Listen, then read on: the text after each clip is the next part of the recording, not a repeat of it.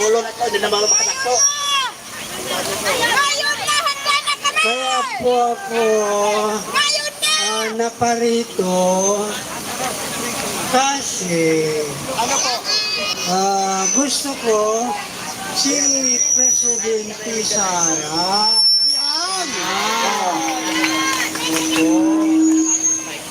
dahil nahihirapan na yata si Bongbong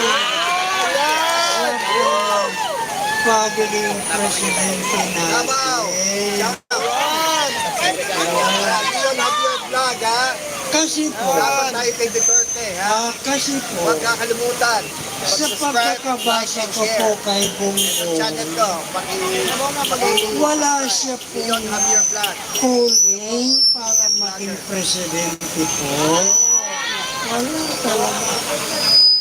Wala po sa kanya ang Holy Spirit. Yan po ang nakikita ko kay Bongbong. Kaya po, siya po ay nahihirapan. Kawawa naman. Oh, yung kanya pong ama, wala po akong problema. Hanap po tayo kay Presidente Marcos Sr. Si Bongbong po, gusto niya rin maging presidente. Hindi po siya bagay.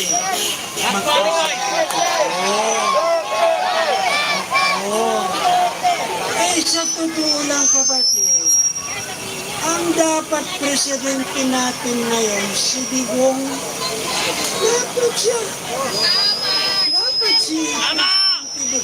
Ay kasi po, wala tayong re-eleksyon na probesyon. Problema ba yun? Ito po sa atin, sa Pilipinas, ay hindi maaari kung walang re-eleksyon.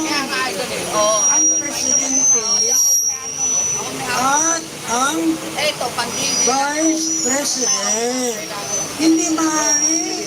Bakit tayo namang mga Kristiyano? Masunuri naman tayo sa sangkot ng Diyos.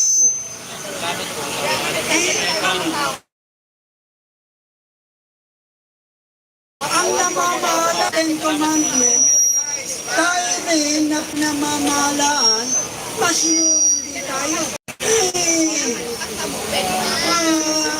Tayong mga Ten Commandments keeper, kailangan natin.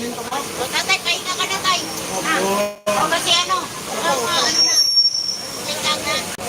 Si ano naman po?